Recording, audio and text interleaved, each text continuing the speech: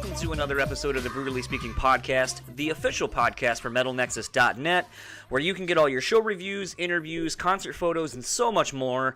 This episode's guest is RJ City. He is an independent professional wrestler, and if part of that sounds kind of contradictory, don't worry about it. It's wrestling. All that being said, Dan is out sick. He has no voice. We tried to hold off as much as we could, and so I figured I would just go ahead and pick an episode that maybe wasn't necessarily in Dan's wheelhouse, which I don't know how into wrestling Dan is, but wrestling is something that I've been very actively involved in, and I, have brought it up here and there in various interviews with other people who are into wrestling, most recently the Rob Rivera from Nonpoint, and this episode started because of my love of podcasts and wrestling and music, and a podcast that I have long championed is actually the Kickin' Ass podcast with Andy Williams from Every Time I Die and Jesse from used to be an Impact TNA, and they got a podcast that's really fucking great and really funny. They interview band people, they basically talk to each other, do movie reviews, just anything and everything. As of lately, Andy farts into his microphone, and it's great. But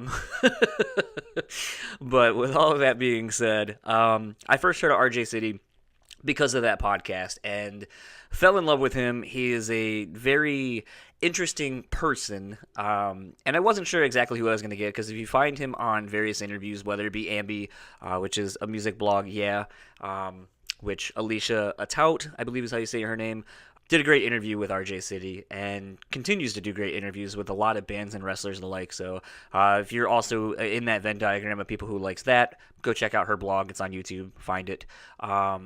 But yeah, so back to the Kickin' Ass podcast. That's how I found RJ City. They did a show with him, and he was just very throwbacky to a lot of, not just like 80s references, but like way back before that. Kind of thinking more in like the 50s, 60s kind of realm. Loves Golden Girls, just things like that. And just, really funny, very easy to talk to, so I gathered. And I started following him across various social media platforms, and fell in love with him. He does a Sunday morning Facebook Live video series, drinking coffee in your underwear, or making coffee in your underwear, and he replies to people's comments and so forth, and it's an entertaining watch from an entertaining person. What more can I say? So I reached out to him and wanted to have him on, and what can I say? The man couldn't have been more delightful to have on. We cover a wide range of topics, not just solely in the wrestling world, but also kind of talking about coffee, talking about underwear. We even talk about Jesse's underwear being too penisy. If you don't know what that is, you'll find out. But that's what I love about listening to various podcasts, is sometimes you get introduced to people that maybe you have no fucking clue who they are, and you're not into the world that they exist in, which in this case is professional wrestling. But you know what? That doesn't mean that they're not cool, and they don't have fun stories to tell, and they're not just thoroughly entertaining. And I know that's exactly what professional wrestling is you entertain people who have no clue who you are, and then you try to either win them over being a heel or a face or whatever.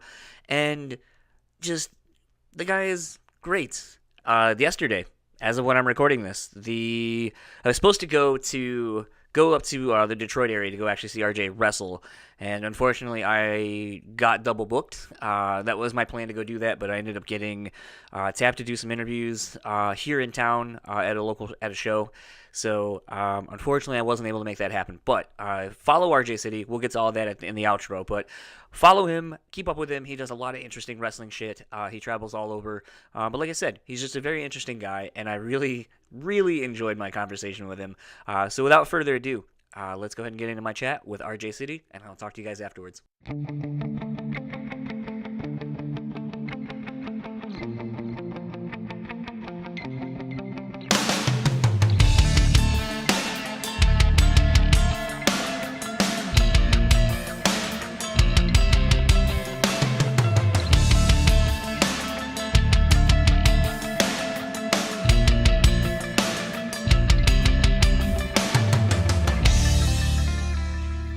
Good morning. Hello? Hello. Can you hear me? Yes. Can you hear me? I can hear you just fine. Perfect. Thanks for taking the time out of your busy day to do this. No problem. Have a nice sip. I Get just, yourself together. I just did. This is my second cup of coffee. I feel like I've had a very Golden Girls morning of coffee and bananas. Ooh, very nice. I forgot my wife bought bananas, and I saw them, and I was like, I need to eat those soon, and there's a lot of them to eat now. You had more than one? I've had two. Wow, that's unusual. Is it? Well, to have more than one banana in a sitting? Well, I mean, I don't know if what constitutes as a sitting when you're eating a banana, though? Well, what else have you had today? Nothing. Oh, then that was a sitting. Your breakfast was bananas. Well, I woke up and kind of got around and ate a banana, and then took a shower and did some other stuff, and then had another okay. one. So that's why I'm saying, Sorry. it's not. No, I thought you sat down and in silence and had two bananas in a row. That's not a Genesis song that I eat my bananas Yeah, to. they're so great to take with you Yeah. because of the durable peel that it's So- almost a shame to have them at home. Here, yeah, it's kind of funny. I don't know if there's shipped out in Canada, but I'm sure you've encountered shipped in general. Do you know what Yes. that? Okay, so I quit my job and do that because I can work very nominally and make as much as I was doing my full-time job. So take away from that what you will. Fantastic. Yes. But it was amusing because like sometimes I get people who ask for the weirdest shit, and they'll be like, "I want 6 bananas, 3 green, 3 yellow." Now, if you are a banana connoisseur, you'll understand that there are varying levels of green and yellow. So it's like, Right. well, bitch, what do you want? Like, do you want super green? Do you want some green with a little bit of yellow peeking through? So I Yeah. just send photos, and they're always like, yeah, those are fine. Grab those. And it's like, dealing with the public. Amazing. Yeah, well, of course. Anytime many people are involved in something, it's not very good. I will wholeheartedly agree with that. Yes. I'm just going to kind of keep it really loose because I figure that's going to be the most fun since that seems Yes. to be what you like to do. Why not? So I'll just kind of do a formal intro so people can know who you are. So I have the pleasure this early afternoon of talking to RJ City, a provocateur, a connoisseur of coffees, and very fine, expensive underwear, and just an all-around the most interesting man, I think, of the 21st century. Or is he still in the 21st century? Yeah, I think so. I'm better than that shit interesting guy who does the commercials. Well, we know he's just a product whore who will do anything Yeah. for money. I know. It must be very sad. It must be very sad that he goes home and, I don't know, scrolls Facebook and goes, but I'm the interesting man. Do you think he makes a lot of money from being memes? No, he makes no money from being memes. That bothers me a lot. I do this thing. I don't know if you're familiar. It's called the Cynical Crafter. Yes. And it's on CBC, which is Canadian, but you can watch it everywhere. And after every episode, they do a bunch of GIFs. And then it really bothers me that there's no GIF residual system. I'm like, people are just keep using and they, a lot of them, there's a winking one that is always on the top of the Facebook GIF search. And I'm like, people are using this a lot, apparently, and I'm getting nothing for it. It's kind of interesting you say that because I don't know how to. I'm kind of technologically not advanced, even though I do Yes. this, and there's some equipment that people are like, wow, how do you use? And I go, I don't know, I just plug it in and you go, and it's good. All that being said, though, I don't know how people use these GIF stickers and all that kind of stuff, and I'm always, like, I saw in one of your stories you actually used one, and I was like, wow, you're a GIF, that's awesome. I don't even know how you do that or how one becomes a GIF sticker to be used. So, yes, so that was an Instagram GIF sticker. That's a totally different system. Okay. Because they crop the person out of the GIF. That's why it's a sticker. Like, it's Right. not like a GIF, like a photo where it's just square and whatever. Yeah. And that, my production guy from CBC, I asked him about it, and it took him probably too much work and time and effort to pull off. So, but it's the hot new thing. I was going to say, it's got to be great for what you do in branding yourself across a lot of different platforms to have such unique things that you can have and have people use that are fans of you. I'll tell you this, it seems great. I don't know if it is great, but it seems great, and that's the important thing. The interesting thing to me about, you came onto my radar. I've been a fan of wrestling for a long time, growing up in the East Coast and so forth.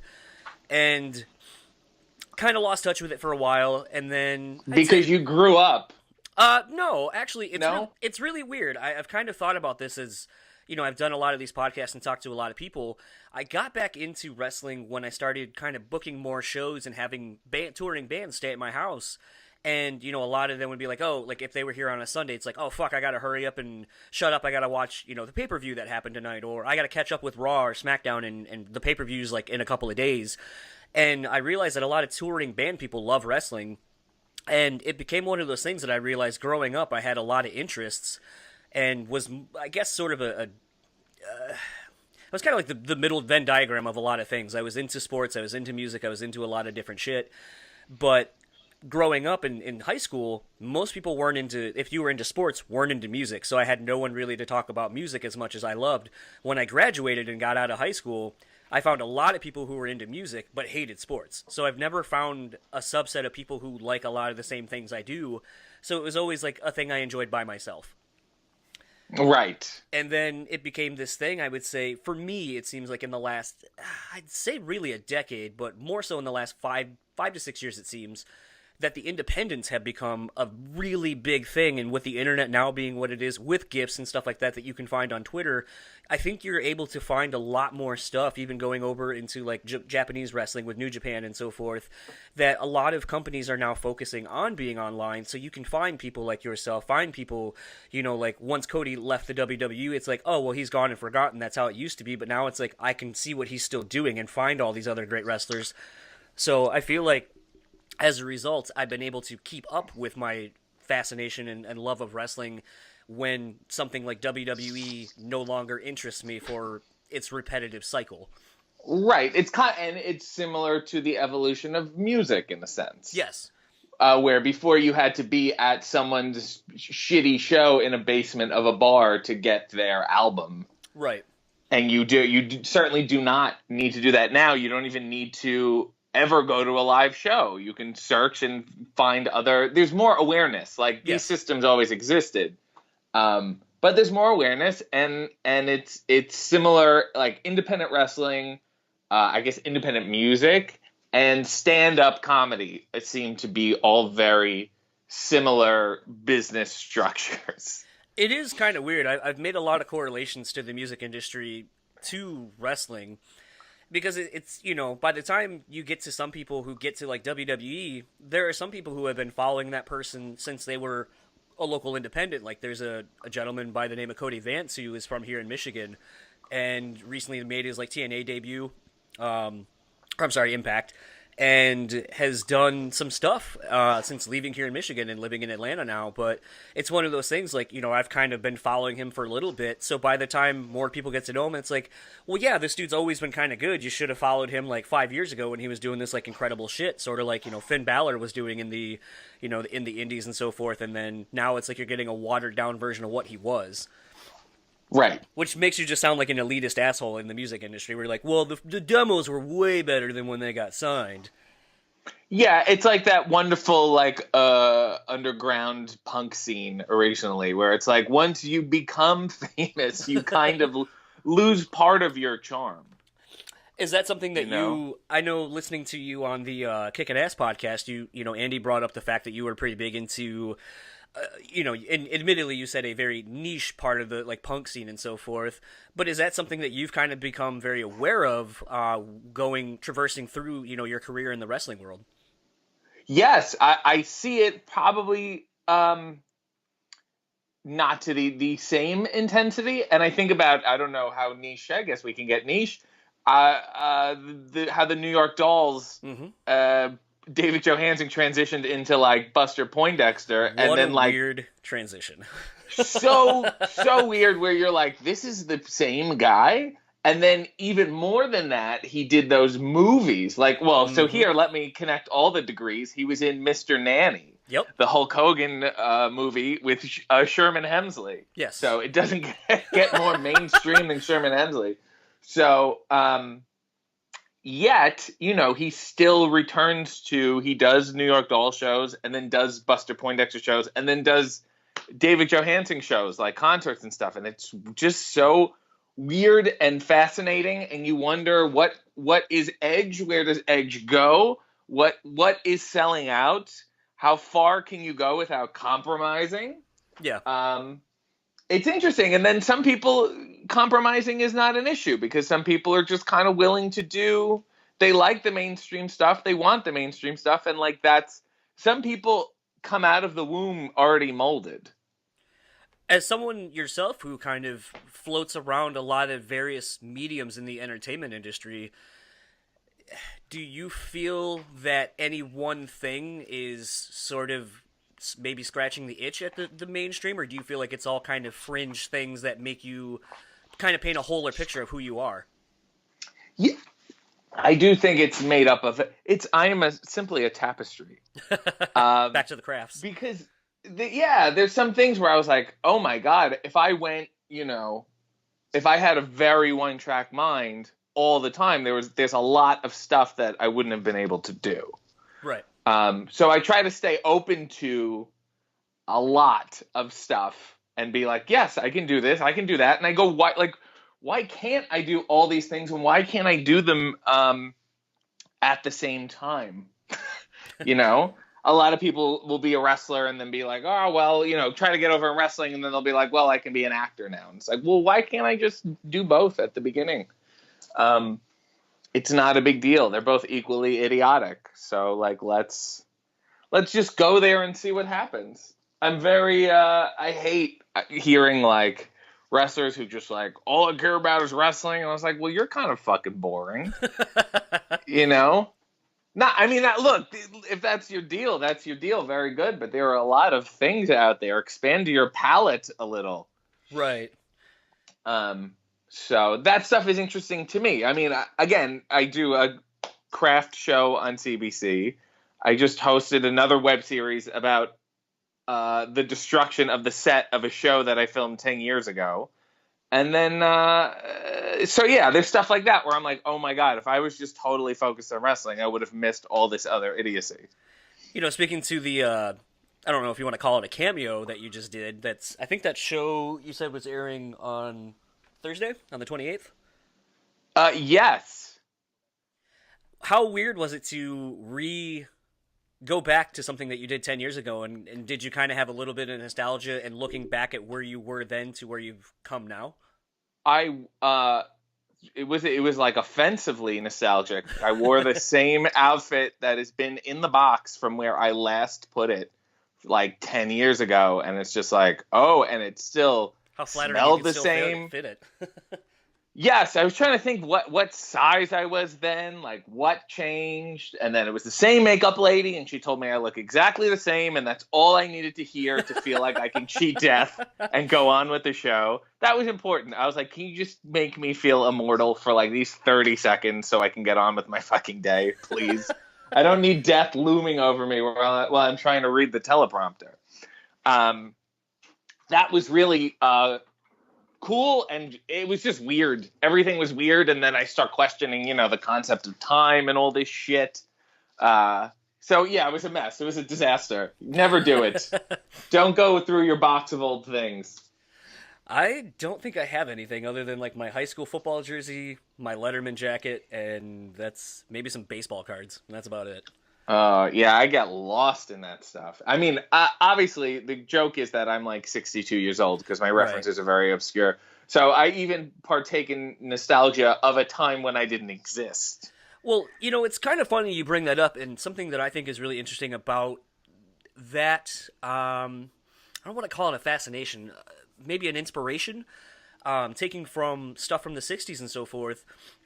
I feel like that's an era of wrestling, that a lot of people don't go back and watch, but when you have, and I might be wrong a couple of years in either direction, but it's like, you have such classics as like Freddie Blassie and people like that, where you have larger than life characters who were in the wrestling world that, some of the greatest heel work, some of the best, faces and so forth. And it just makes me wonder if like you're able to tap into a very untapped market as far as inspiration and being able to pull things that seems fresh to a lot of people because they don't go back far enough to find these things and know where they come from. Yes, and I even it's also a goal of mine to find culture beyond wrestling and bring it into wrestling. From that era, like it was a different era of entertainment too. Like those worlds don't exist anymore. Um, but yeah, the stuff in the '60s, like I just saw a clip of Freddie Blassie on the Dick Van Dyke Show, and Oh I was wow. like, holy shit! Like this is like everything coming together. Um, Stuff like that. Wrestling was, you know, big business. And then you look in the audience and you see, you know, men in suits and women in dresses. And it was a little more, um, you know, kind of like a night on the town thing in some circles. And that's weird. I'm just like, how did we get to here? But then you watch footage from there and you're like, oh, it's all the same shit. Yeah, it's so weird. I mean, like I said, wrestling has been and really permeated a lot of pop culture, and I don't think a lot of people realize. I mean, like when the Daniel Bryan Yes chant took off, and you're seeing it like at sporting events and so forth. It's like it obviously has transcended beyond its little niche thing, and it's always interesting to see when things like that happen because a lot of people, admittedly, have no idea where it comes from, but it obviously such a huge cultural has such cultural impact that it's really hard to understand why people think wrestling is this thing that is not viable as a product or an entity or whatever when there are so many examples of it crossing over and just popping huge. Right. I mean, I to me wrestling like is pop culture. Like it's the definition of pop culture. It's in many ways, you know, and obviously there's always exceptions, but it is like the definition of mindless, meaningless entertainment. Right. In but like in the best way. I don't mean that in a disparaging way.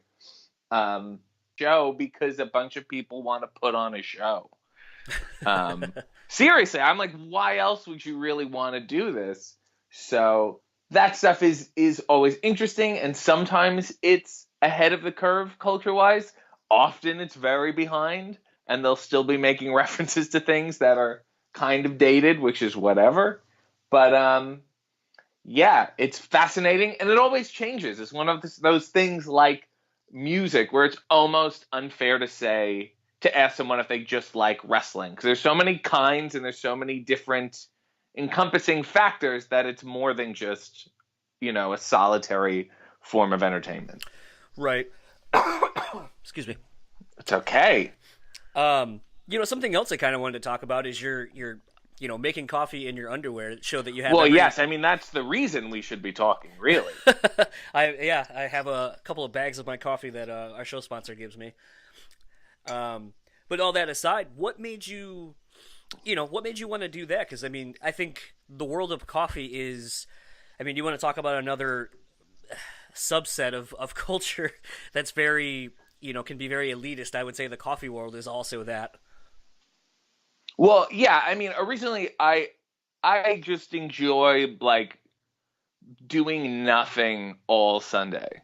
Like I having like this cup of coffee or like making a huge pot and like doing pretty much nothing and then just like, well, I guess we should make more coffee. Like I love that. That's my dream. Like going antiquing while sipping on a coffee Mm. is like would be like heaven to me. If I got to the pearly gates and they're like, here's a bunch of old shit that people want to sell. Do you want to, do you want an Americano and walk around? I'm like, sure. My family is very snobbish about food and coffee. So I would like to blame my mother originally for saying, no, anything out of like a percolator or whatever is shit. Like this French press, there's this pour over, there's all this whatever.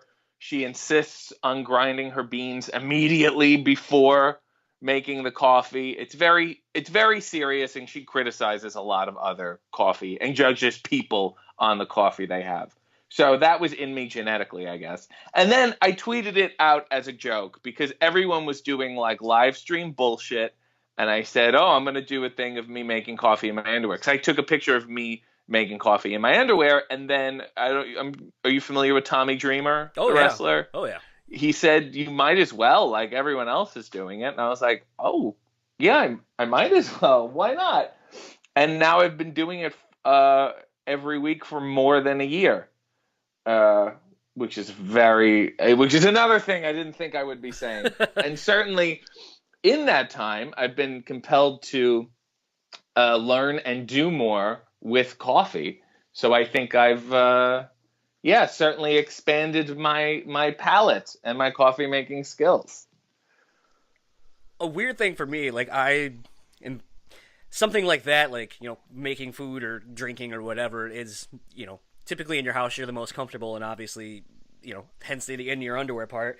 But were you ever worried potentially about people being shitty, because it's on the internet, and people being shitty about how you look or what you're wearing or whatever? Because that, to me, I mean, I know how I look, and obviously with you being wrestling and that kind of being your attire that you wear, you're probably not as self-conscious about it. But I would just be kind of like people being like, oh, you have a tiny dick, or you look fat, or whatever, and I'd be like, okay, this is done. I was not worried about people being shitty because I already know people are shitty. So, like, that's Fair never enough. a surprise to me. Like, people are idiots. But I would say, generally speaking, like, the show is what it is. I'm certainly not, like, hiding anything or trying to prove anything to anyone. So if you like it, like, you watch it, people have been generally very supportive and enjoying it. And the weirdest people, my old university professor watches like every episode. I can see who watches it. Rhino from WWE, the Genius who used to be was Randy Savage's brother. It's and you because it's live on Facebook, so I can Right. see when people start watching. Yeah. It's the craziest thing. Ex-girlfriends, and I'm like, oh, like they watch it, and I know they're going, oh, I see why I broke up with him. Like this makes sense. This is just reinforcing my opinion. Just the craziest people like that, and then like, the weirdest guests. Obviously, having David Arquette on led to a whole debacle, which is now my life. But again, people like Tommy Dreamer and just the weirdest. It's just weird. And then I have a couple I won't divulge, but there may be more singing opportunities coming up in future episodes. But yeah, the only thing I would get is maybe my mother messaging me after the show goes off saying that underwear was a little too much. Could you please wear maybe a nice boxer short? I thought it was But great when you were on the Kickin' Ass podcast and you and Andy were ripping on Jesse for having too penisy of underwear. yeah, like, but all the time though. He has that. I was just talking about it last week. There's like underwear that is so soft that Yeah. it just feels sexual putting it Yeah. on. Yeah. There's like a good cotton that's comfortable, and then when you start like fucking around with like silkish Yeah. stuff, you're like, oh, I couldn't walk up the stairs without getting a boner. Like, this is how soft this underwear is. But he's like that all the time. If he was delivering pizzas, he could just be like, he could stumble onto a porn set. And just, he has the right underwear where he takes his pants off, and you're like, were you planning this? Are you sick? What is wrong with you? But he has it all the time. Yeah. And God bless him. He's into underwear, I think. I know, he's not even into it. He's like, yeah, just, these are my underwear. I was like, good for you. Congratulations. It's very funny. I've become very brand loyal with things. Like when I find something that works, I don't deviate from it. Yeah. And very recently, and I know this, I don't think this is necessarily like a super nice brand. You're probably going to shit all over it and be like, oh, well, you need to get this. But I've very recently gotten into Banana Republic underwear. And it's not even necessarily here's the fucked up thing. At the actual store, they just have white, black, and I think gray, like boxer briefs. Right. If you go to the outlets, they have all kinds of different designs and colors and everything. Like, that's the trick. And the obvious thing is it's exponentially cheaper instead of spending like $30 for a pair of underwear. And I swear by them. I think they're great. But very recently, I've been intrigued because I found out how nice Calvin Klein stuff is. I haven't bought the underwear. But they have, if you listen to various podcasts, you hear of, I think it was MeUndies or someone that has modal or modal or however you pronounce it, fabric. Okay. And so when I found a pair of those Calvin Kleins, I kind of did the between my fingers thing to be like, how soft is this? And I felt it, and I felt very much exactly how you just described Jesse's underwear, where I was like, I think if I wear these, I'm just going to have a fear of constantly getting an erection because of how soft these are, where there's like nothing between me and anybody else. Right. Yeah. Yeah, no, it's too much, and obviously you can wear it on special occasions. But the Calvin Klein, they have a similar outlet system Yeah. where there's this rack and it's in total disarray. Oh my And God, they're like, look, everywhere. these are the colors that people like went through this entire rack, and what's left is what no one else wanted. Are you a big enough person to pay $5? And the answer is yes, I will only pay, I really would like to pay less than $20 for one pair of underwear. I think that's more than fair, and I'm happy to keep looking until I find it. What have you found is the best brand of underwear? What is the best? It's all about cuts to me. I don't like I like anything longer than a boxer brief. Mm-hmm. It really kind of bothers me. I do like Calvin, but in their cotton section, when we get the polyester and the satin, there's ones that like, sorry, if we put this on, I have to have sex. There's no way. I can't put these on and go wait for a bus. It's going to get very weird. So there are ones like that I have. But people are sending me underwear.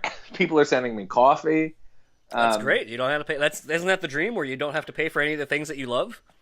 I know. That was it. I should have picked something a little better. I could have done a car show or an indoor pool show would have been nice. How do you send someone an indoor pool? There's ways. You can send them an above ground. There's this above ground pool. I think it's called the Endless Pool. This is not a plug. And it's like, it has a current, and it's essentially like a treadmill for like lap swimmers. And I barely swim, but I'm so interested in it. I've seen that. It looks interesting.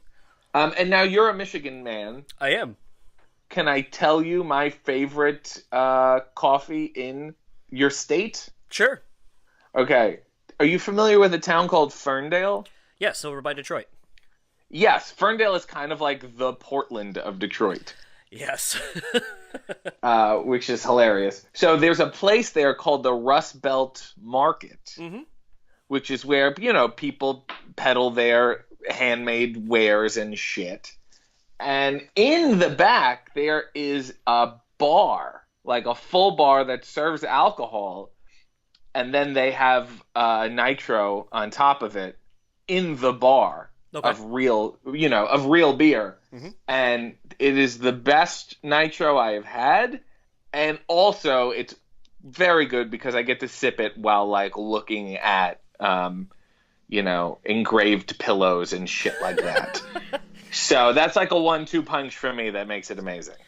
I think if you ever, I got really excited. I saw Ring of Honor is coming here to Grand Rapids, and soon.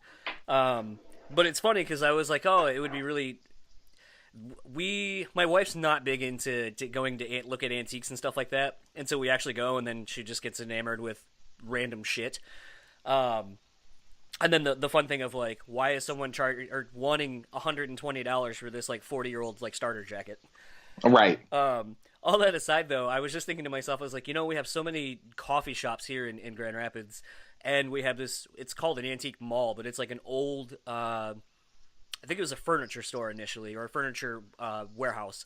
And then basically it's like almost a full city block of like 5 or 6 different antique stores, quote unquote. Like I think almost all of them are at least 2 stories. Just full of the most random shit. Like there's a guy who has an E.T. soundtrack in a nice framed plaque.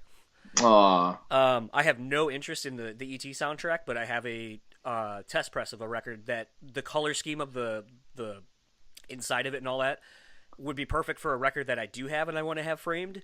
And the dude wants like $120 for it, and I offered him like 60, and he's like, no. And then I told a friend of mine, he's like, yeah, that thing's been here for like almost 8 years. And I was like, why the fuck wouldn't you take my offer then if it's just been sitting here?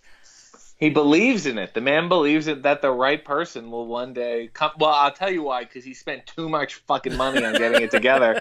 He spent $400 getting it together. Yeah, probably. And will not accept that big of a loss.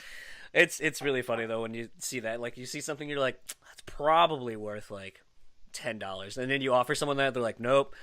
I'll go down $2.80, and you're like, what the fuck is that? It's the most arbitrary number ever. I love when they in the antique stores, but they're like people have different rooms to themselves of their own shit. Yeah. And you're like, oh, I want this thimble, and they're like, oh, this thimble belongs to Dave, and they have to pull out like Dave's binder, and it says like thimble $8. Yeah. I just think it's adorable. I also love like antiques are great and nice. Like things that are worth a lot are great. Things that are worth nothing are amazing. Yeah, like you see those old McDonald's cups, like from the Batman Returns movie, and you're like, I have these sitting in my cupboard that I never use, that my parents were like, we don't want this anymore either. Those and the Disney's Hercules plates from McDonald's. I was like, what marketing meeting was like, let's give away like full plates? I don't know. That was very, very unusual. And I also have the Muppets. Talk about like what an orgy of brands. The Muppets All-Star Game, like NHL All-Star Game plush toys that were given as part of Happy Meals. I don't remember that. Yeah, so it's like Animal in a hockey jersey. So basically the Philadelphia Flyers new thing. Yes, exactly. It was really a precursor to Gritty. Gritty, that's it. But yeah, maybe it was only a Canadian thing. They were very, very aggressive with Happy Meals about like hockey cards. Right. They would give those away. And then there was like special things where it was like you can either get the Happy Meal or just like they had collector's items. It's like you can just buy the toy. And I was like, well, this is just, you've become a toy store now. This is very, very weird. You know, something else I kind of wanted to bring up too, though, is like, you know, obviously you are a Canadian, but I feel like with your wrestling travel that you get to experience a lot of different diversity within the cultures that the U.S. and where you live has to offer. What is something, you know, that you have found interesting from, you know, being a Canadian, watching the Canadian television and so forth, and having the things that you have up there, to, you know, some of the experiences when you're talking to other people and like mentioning, you know, maybe something like that, like where, oh, we had these toys, and it's like, oh, I don't remember those at all, and you have like almost a completely different set of experiences that, you know, others may not have. There's a lot of kids shows that didn't make it, but it's really weird because like Detroit and Buffalo are close enough to Canada that they would get the Canadian kids shows. Right. But if you talk to somebody in like Philadelphia, they have no idea what you're talking about. Right. Like, I don't know if you're familiar with Mr. Dress Up, but he was like the Canadian Mr. Rogers. But Canada also got Mr. Rogers. So we had both of them, and then we're like, yeah, and do you guys not like Mr. Dress Up? And they're like, no. And if you feel like you're in a Twilight Zone.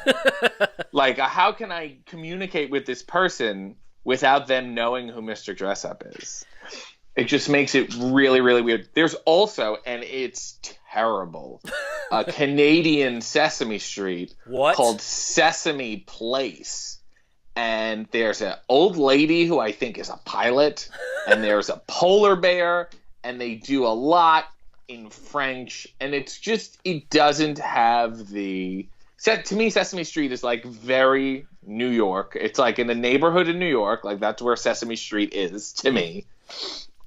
And to lose that part of it is just very, very strange.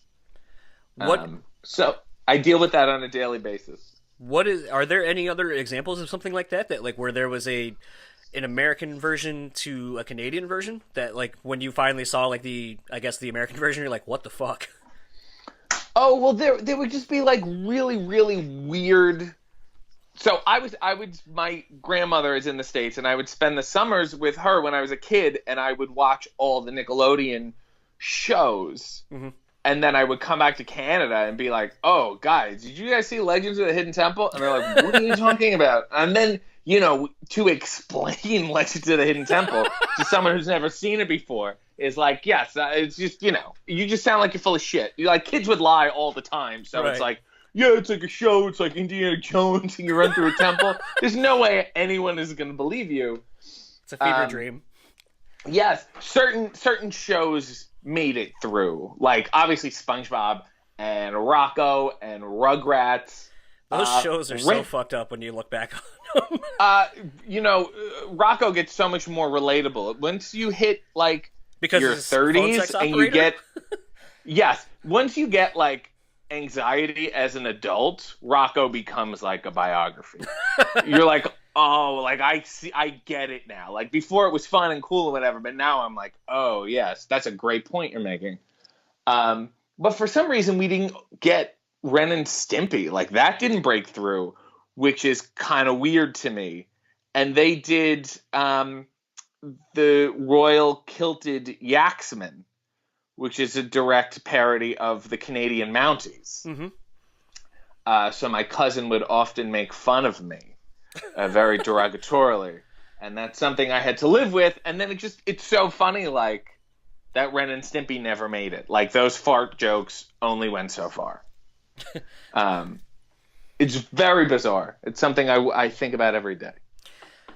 I kind of wanted to touch a little bit on your recent partnership with David Arquette. Yes. It's been interesting to see him kind of come back into the realm of wrestling. Obviously with him being in, oh my God, I can't even remember what that movie was called. It's been so long. Ready to Rumble? Ready to Rumble. I was like, it's a Michael Yes. Buffer quote. I know that much. Yes.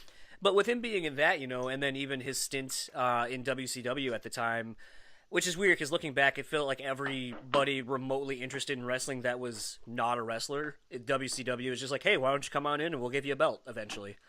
Yeah, and why not? I don't know. I mean, I guess in the day and age of the Monday Night Wars and all that stuff for ratings, I guess it makes sense. I mean, it got me into WCW because of one of my favorite basketball players, Dennis Rodman, being in the NWO for a little bit. So Right. that was Yes. fun. But beyond that, it's been interesting to see him come back, and I think I believe the good term is frenemies at this point. Yeah.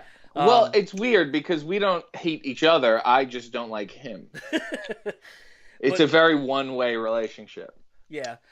It's been interesting though, reading some of the interviews and watching some of the interviews he's done recently where, he's a lot of people I think in his situation might try to take the easy way to achieve some success in the indie realm, whereas it seems like he is very much fully committed to learning the industry, learning the craft of everything. And it's been really commendable to kind of see him do some of the stuff and some of the bumps he takes in matches and so forth, and learning how to become a wrestler in every sense of the word. You kind of getting a firsthand experience of maybe helping him with some of this and so forth. How has that journey been for you in a partner sense? Well, I wrestled him in his first match back, and he had 3 broken ribs before he got into the ring to have the match. So I certainly commend him on his toughness, perhaps not his savvy. Yeah, he does a lot of things that he certainly does not need to do. But I think it resonates to him the level of commitment required to pull off the performance, and I think he can, because of that, he can take it maybe farther than he can take some acting, And I know that doing acting, you're like, oh, like we have a stunt guy and we're cutting and we have 3 cameras. Why don't we just do this for real and get it done in one? So I think he's enjoying that experience. Certainly it's both good and bad, as like when he got his head cut off. That was probably not the best idea and not necessarily the best way to learn about wrestling. But, of course, you make mistakes and you learn. Right.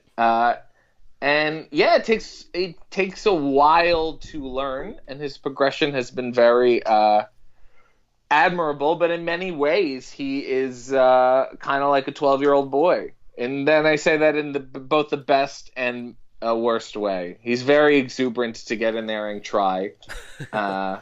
And yes, as a partner, he's a bundle full of joy, to my great annoyance. Where we'll kind of get this wrapped up because I think I've already had you a little bit longer than we initially agreed upon. It's okay. It's fine. Where, with wrestling now kind of, and I would say just entertainment as a whole, being a very wide open, Wild West kind of a platform between, Facebook Live, YouTube Live, all these various platforms, where would you like to see yourself in the next year or two with the various endeavors that you are in? I have difficulty answering a question like that because a year ago or 2 years ago, I could not have predicted the stuff I would be doing now. So sometimes I think it's very stupid to like say, oh, I'm going to do this and I'm going to set my sights. And like, there's a bunch of shit I want to do. I do not know what is possible. So I'm kind of just trying to figure that all out. I will continue to do things. I can certainly tell you that. But what they are, I have absolutely no idea. And I look forward to answering that question by doing the things. What are you most surprised that you are known for at this point? What am I most surprised that I am known for at this point? Some weird. There's like a movie I did. There's a couple movies I did. I think they're on Netflix. One's called Monster Brawl, which is like monsters wrestling. Okay.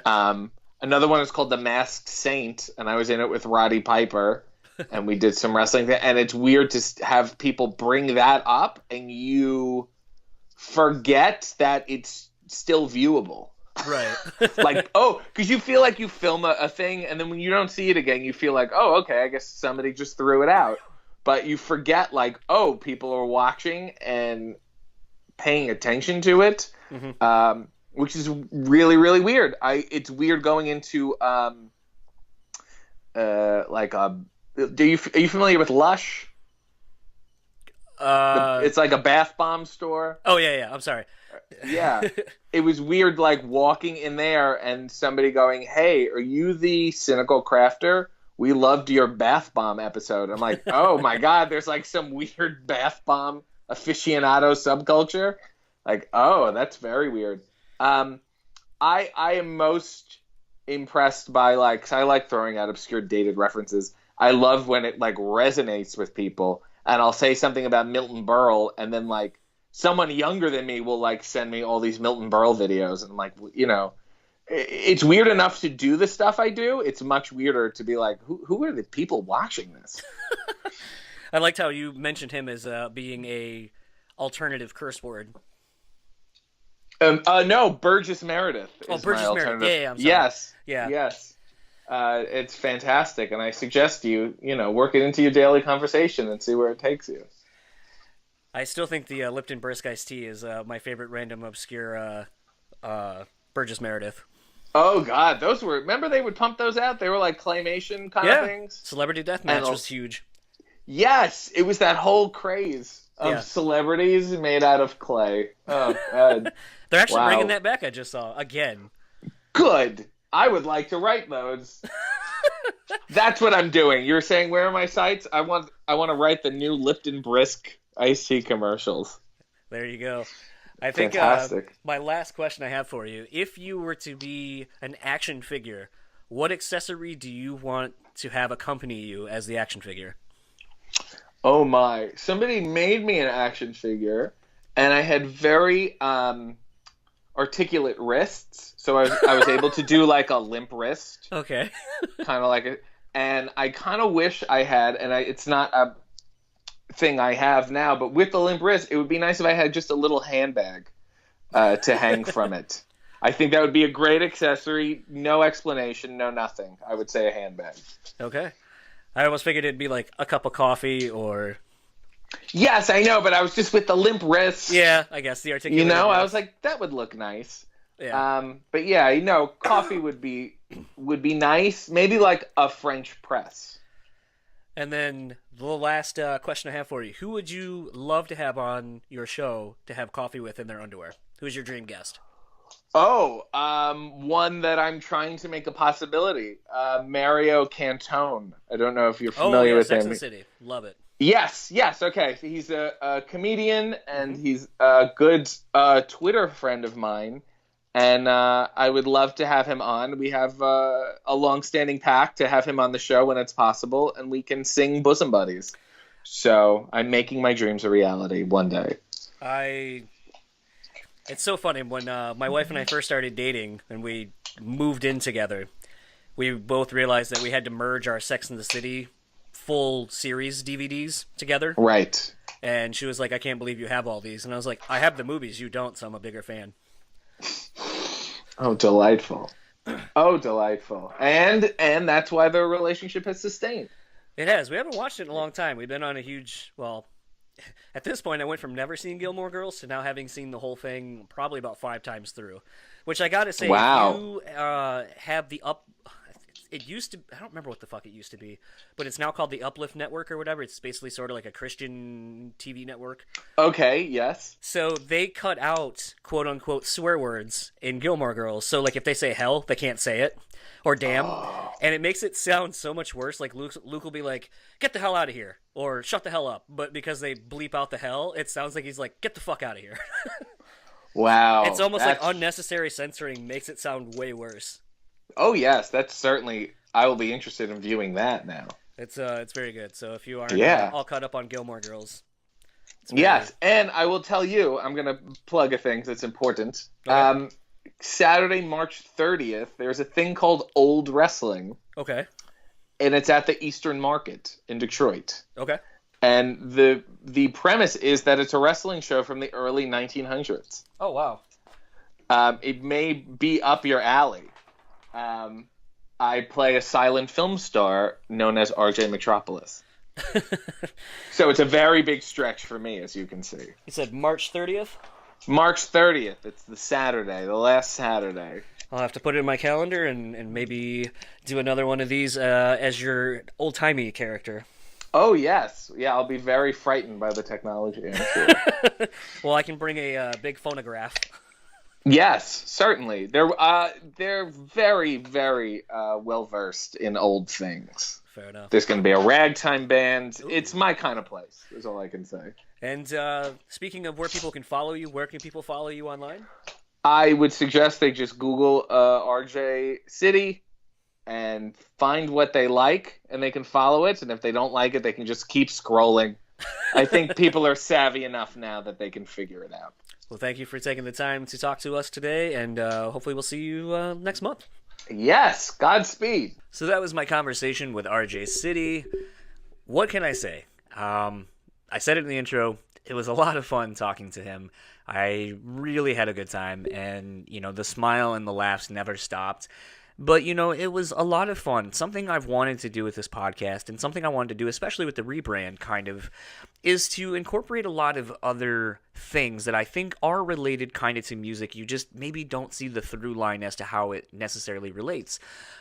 We are currently working on getting some comedians on, working on also getting, not necessarily rock people, kind of branching out into other realms of the music industry and so forth, but also trying to get into professional wrestling as well. Because here's the thing. Something I don't think people maybe realize, I love bands and, touring bands and so forth. Well, that's pretty much what professional wrestling is and being a comedian. You go and tour somewhere, perform for a crowd, and then go to the next city and do it all over again until you build your name or your brand, or both, I guess, and become, ascend from the levels of being a local band to a regional band to a national band to an international band. All of it still applies to the wrestling scene and to the comedy landscape as well. And they are things that I think reach a wide demographic, and those people know how to entertain and know how to talk. So those are things that I really am trying to branch out into, as well as getting other people that I think have interesting stories. I think that's the thing as a whole with the podcast, and something I love about having, if you listen to, Mark Maron or Chris Hardwick's podcast, or, Joe Rogan, if you can endure the marathon sessions, is basically, they branch out to different people that they just find interesting. And whether you know those people or not, their stories typically are so good, and they're good at talking and conversing with people, that basically they draw you in and win you over as a fan. And then you start following them and finding out more about these people or this different realm of things that you had no clue of. And to me, that's what I fucking love about podcasts. I would say Dan would say the exact same thing, because I know we constantly talk about the various podcasts that we listen to and how those are the things that kind of like, oh, I didn't know I would like this person or this band or this thing, but then I heard them on this podcast, and then I was like, wow, I like that person. I'm going to check out their shit. Now I'm a fan. So, you may not be a wrestling fan, or if you are, maybe you're not super well versed in the indie scene. And I'm not saying I am by any stretch of the imagination. It's actually podcasts, and this podcast hasn't been on for a little bit. I think they're on a bit of a hiatus, but there's a local podcast here called the Spike Piledriver podcast, where they cover Ring of Honor, New Japan, WWE, Impact. They cover almost everything for us. As the listeners, and then also kind of tell you about, like, oh, I went to this local show in Indiana and saw this guy, or things like that. And simply put, we're in a day and age where there's no fucking reason you can't keep up with something if you are interested in it, even on a fringe level. So if you're into WWE, that's great. There's a reason that they are one of the bigger companies in wrestling and have been for a very long time. However, there's something, that is not an unknown secret at this point. They basically have been buying all the talent from all these other promotions. So it's like, it's really much exactly like going to see, seeing a band the first of four on a package, and you get wowed by this band, like, holy shit, I bought their record, I bought a t-shirt, I then became aware of who they were, I started following them, and then that band happens to become the next, I don't know, Nickelback, we'll say. But they all started somewhere. Like, I have stories of when I saw Five Finger Death Punch way back in the day in front of nobody. And now I've seen them play. I've since seen them play in front of thousands upon thousands of people. The thing is we all have to start somewhere. And, with the internet, with Twitter, with all these things, you can find very easy ways to keep track of all of these things if you really care about it. So maybe you're not into wrestling on an independent level, but maybe it just takes following RJ and seeing what he does, or finding a couple of podcasts that will allow you to get as much information as you can without having to watch everything, so you can kind of handpick the things you do want to see. Like, oh, maybe this Ricochet match is really good and I need to go back and see it. Or, RJ City talks about this match he might have had with David Arquette tagging in whatever, or doing the Greek Town winning a Greek Town sash recently. There's just no excuse anymore. If you want to learn about something, we have so many resources available to us. So this is basically my way of maybe bringing somebody that I think is entertaining to you to introduce into the world of independent wrestling. So huge thanks to RJ. Thoroughly enjoyed the conversation, and I hope you guys did as well. Slowly in wrapping up, I actually wasn't drinking anything liquor-wise or anything, and I'm not currently, because it's still early in the morning on a Sunday. I actually was drinking, and I think I said something about it in the interview. I was actually drinking some Bean Bastard coffee. I was drinking the Shitter's Full Blend. I had already had a cup or two at that point, and a couple bananas, as you heard me bring up. But thoroughly enjoyed that. So if you would like to keep up with our show sponsor, the Bean Bastard. Unfortunately, you can't get any more of the Shitters Full. I think I have the last little bit, and some other people probably around the Buffalo, New York area or online. But however, the beans that were used for that blend are now available in the Mom blend. Unless my information is incorrect, I believe looking at the bags and from what Maruso told me, that is what basically happened. The Shitters Full blend did so well.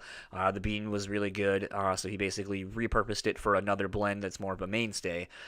So head on over to thebeanbastard.com. Look at all the various coffees they have. They are just big things are happening for them, I feel like, and they're turning a corner with the business, the Beanmobile, the Bastardmobile, whatever the fuck he's calling it. They are working on it, so soon, if you are in the Buffalo, New York area, you will probably see that thing going all over the place, so get some. But if you aren't, just go to thebeanbastard.com, buy some coffee, buy a coffee scrub, buy some candles, buy cold brew if there's still some available. There are plenty of coffee options for you. Go over there, let them know that we here at the Brewtally Speaking podcast sent you. It means a lot to us as they support us over here. And speaking of supporting and following, if you would like to follow RJ City, you can find him on Facebook under RJ Skinner, Instagram at RJ City, and Twitter at RJ City1, all one word. Make sure to follow him on the Facebook, though, for sure. Then you can start tuning in every Sunday I think it's around 10 or 11 a.m., and you can see him making coffee in his underwear, and you can join in the conversation. Very recently, we discussed the Ides of March. I brought it up. We learned what the Ides of March was about, which is settling disputes obviously, at Brute and all that kind of stuff, March 15th. So yeah, follow him on there. Keep up with that. He's a great follow across all the socials, so do that. And if you would like to keep up with Metal Nexus, you can find them on Facebook at Metal Nexus, Instagram at metal.nexus, and Twitter at metal_nexus. If you would like to keep up with Dan, you can find him at Discuss Metal Dan on Twitter. Find him on Facebook at his name, Daniel Terry. And he doesn't have an Instagram, even though I wish he would. And you can find his other podcast, Discography Discussion, at discussmetal.com. And you can find it on all the platforms where you can find this podcast as well.